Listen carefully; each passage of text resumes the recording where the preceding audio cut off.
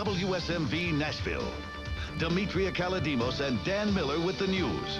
Rudy Kalis sports. And Bill Hall's weather. Good evening, everyone. This is the scene at 6. While 2.5-year-old Brittany DeShields remains in intensive... Sounds interesting. See you a little later. Thanks, Rudy. Next on Impact 4, a night owl in tennis shoes. 54 years old. Some people think this man is crazy. You might think so, too.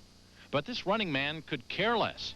I'm Andy Pearson. You'll meet one of Nashville's fixtures in the middle of the night. Coming up next in Impact 4.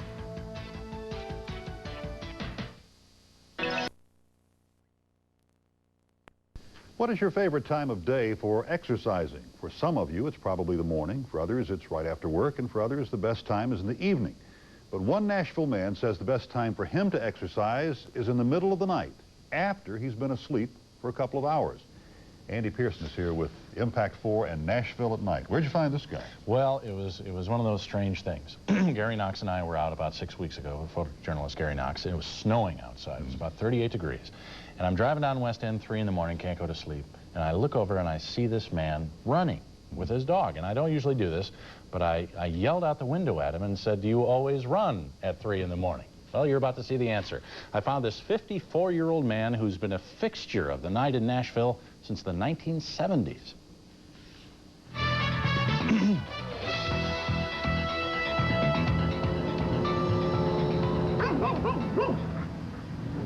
It's a time when the city neither stops nor goes, only flashes yellow.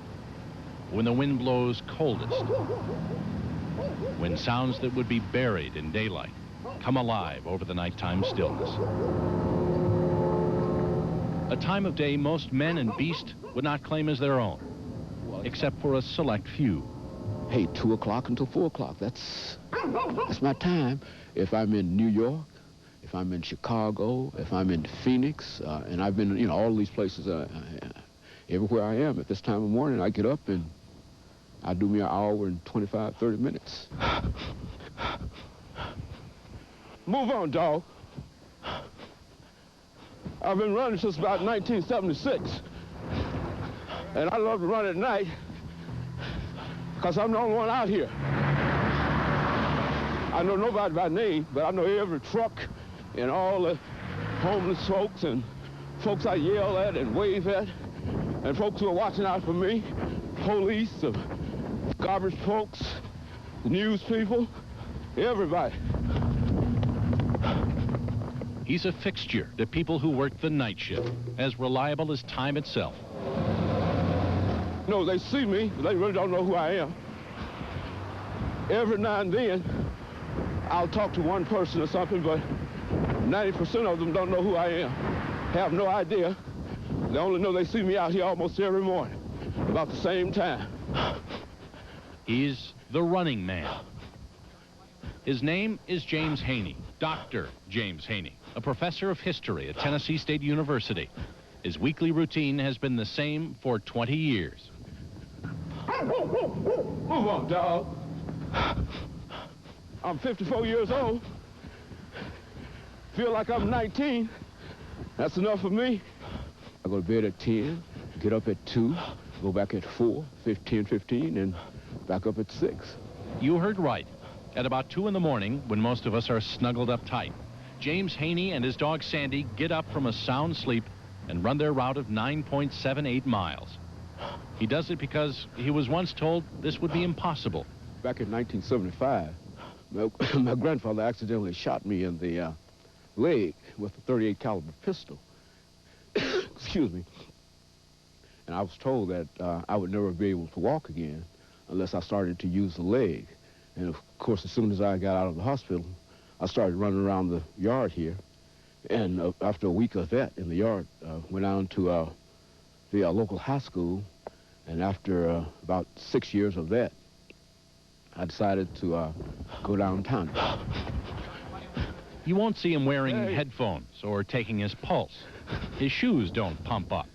JHaney just runs. Down West End, past Vanderbilt. Morning. How you doing? Up and down the deserted streets of downtown Nashville. To the banks of the Cumberland River.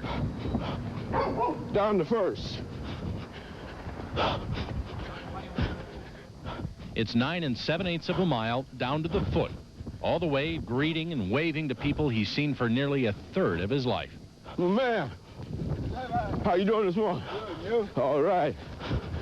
James Haney does this 5 days a week. Same time, same route, same distance. I can't see any disadvantages in this at all. And this is what I do, and I love it.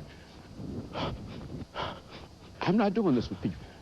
And if they think I'm crazy, well, I can appreciate that. I just believe in the human personality, and I believe that we can do anything that we want to do once we make up our minds to do it. It takes an hour and a half out of my day, and I think it's worth it.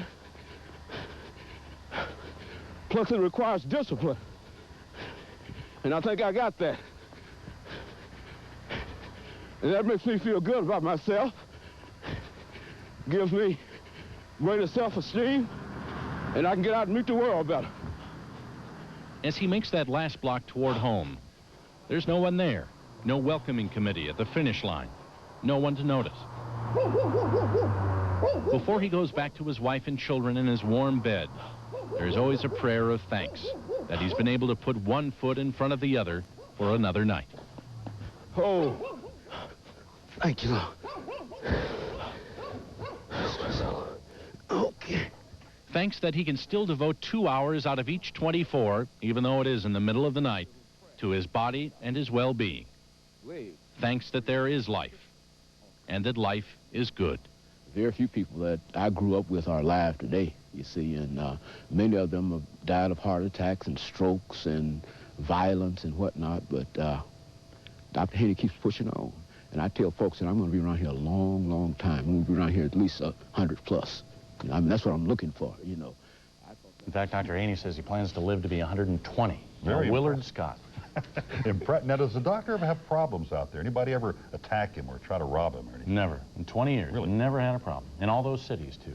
But he says the biggest threat is the cars, you know, coming out from the clubs late at night, so he doesn't run on Saturday. Yeah, very impressive. I'm amazed. He goes to bed, wakes up, and does this. Yeah, and he's refreshed. That's amazing. Goes back to bed. Demetria. Ahead on the scene at 6, they don't call him